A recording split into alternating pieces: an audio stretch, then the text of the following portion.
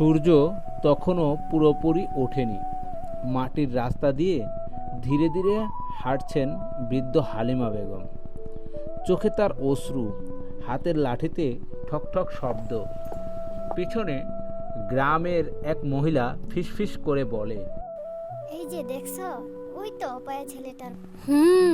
সেই রিয়াজ, জন্মের পরই বাবা মরল, তারপর বাইদের মধ্যে অশান্তি। সত্যি অপায়া ছেলে। হালিমা বেগমের দুই ছেলে, রিয়াজ ও কামাল, দুই ভাই। রিয়াজ ছোট, শান্ত ও নিরীহ।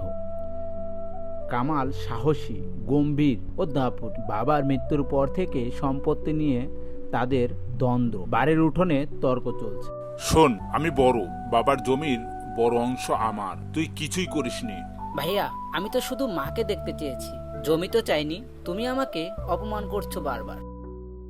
তুই জন্মের পরেই বাবা মারা গেল, তোকে পয়সার জন্য দেখলেই আমার ঘৃণা লাগে। তোমরা যদি জানতে, রক্তের সম্পর্ক কাটলে তা শুধু শরীরেই নয়, আত্মাতেও দাগ ফেলে। তাদের এই সমস্যা সমাধান করার জন্য গ্রামের পঞ্চায়েত বসে সেখানে, এবং আশেপাশের লোকজন।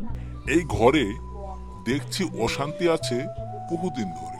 সবাই তো বলে রিয়াজ অপায়া, জন্মের পরেই বাবা মারা গেল, জমি তো অশুভ ছায়া। কিন্তু অপয়া বলে কাউকে ত্যাগ করাটা ইসলাম সমর্থন করে না। আমরা সিদ্ধান্ত নিচ্ছি সম্পত্তি সম্পূর্ণ কামালের থাকবে। রিয়াজ চাইলে গ্রাম ছেড়ে যেতে পারে। হ্যাঁ হ্যাঁ, ঠিক আছে, ভালোই হয়েছে। এখন তো অশান্তি শেষ হবে এবার। গ্রামে পঞ্চায়েতের এমন অবিচারে রিয়াজ মন খারাপ করে। রিয়াজ তখন একদম চুপ করে একটি ছোট্ট কুঁড়ে ঘরে চলে যায়। তার মা মাঝে মাঝেই দেখা করতে যান। বাবারে, তুই কষ্ট পাস না, আমি তোর সঙ্গেই থাকবো। তুমি থেকো মা, আমি প্রমাণ করে দেখাবো আমি অপয়া না। আমি কাউকে কষ্ট দিতে আসিনি, আমি শুধু একটু সম্মান চেয়েছিলাম। কিছুদিন পর রিয়াজ এক পুরনো জমি কিনে ফেলে। লোকে বলে এই জমিতে কিছুই জন্মায় না, কিন্তু রিয়াজ হার মানে না। সে প্রতিদিন সকালে সূর্য ওঠার আগেই মাঠে চলে যায় এবং সন্ধ্যায় ক্লান্ত শরীর নিয়ে বাড়িতে ফিরে। রিয়াজ নিজে নিজেই মনে মনে কথা বলে নিজের সঙ্গেই। এই মাটি যেমন শুকিয়ে গেছে, তেমন শুকিয়ে গেছে আমার ভালোবাসা পাওয়ার আশাটাও।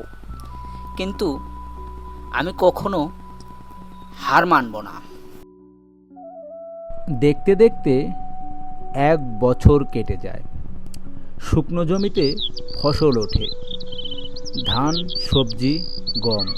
আশ্চর্যভাবে জমি উর্বর হয়ে যায়। শহর থেকে ক্রেতারা আসতে শুরু করে।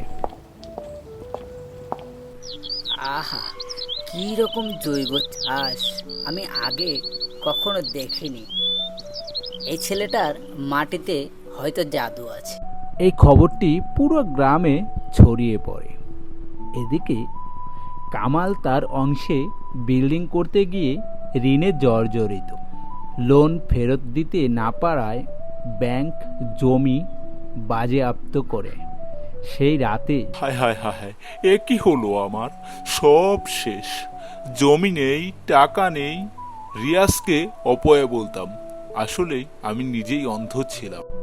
এদিকে গ্রামে এই বিষয়টা নিয়ে আবার সবাই সমালোচনা করে। গ্রামের মোড়ল আবার পঞ্চায়েত বসান। এবার কথা বলেন সবাই। মোড়ল লজ্জিত মুখে, আমরা ভুল করেছি রিয়াজ, আমরা তোকে অপমান করেছি, কিন্তু তুই প্রমাণ করেছিস শুধু বিশ্বাস থাকলেই ভাগ্য পাল্টানো। আমাদের ক্ষমা করে দাও রিয়াজ ভাই। ক্ষমা চাওয়ার জন্য সাহস লাগে, আর তোমরা সেই সাহসটা দেখিয়েছো। আমি কাউকে ঘৃণা করিনি, শুধু নিজেকে প্রমাণ করতে চেয়েছি। কামাল চুপিচাপি রিয়াজের ঘরে আসে এবং নতমুখে বলে, ভাই, আমি তোকে অনেক কষ্ট দিয়েছি, তুই চাইলে আমাকে ত্যাগ করতে পারিস। ভাইয়া, তোমার দেওয়া কষ্টে আমি বড় হয়েছি, আজও তোমাকে ভাই বলেই ডাকবো। তখন দুই ভাই কান্নায় একত্রিত হয়ে যায়। রিয়াজ গ্রামের মসজিদের পাশে একটা স্কুল গড়ে তোলে। স্কুলের নাম হালিমা শিক্ষা নিকেতন। উদ্বোধনের দিন রিয়াজ বলে, আমার জীবনের সবচেয়ে বড় শিক্ষা, যে সম্পর্ক রক্তে তৈরি সেটার দাগ যত গভীর হোক মুছে ফেলা যায়। মনে রাখবে, জীবন কখনো কারো কপালে অপয়া লিখে দেয় না। সমাজের কুকথা, ভুল সিদ্ধান্ত কিংবা সম্পত্তির লোভ মানুষকে বিভক্ত করলেও ভালোবাসা আর আত্মত্যাগ সম্পর্ককে আবার জোরে দেয়। সম্পত্তি সব নয়, রক্তের দাগ কেবল ভালোবাসায়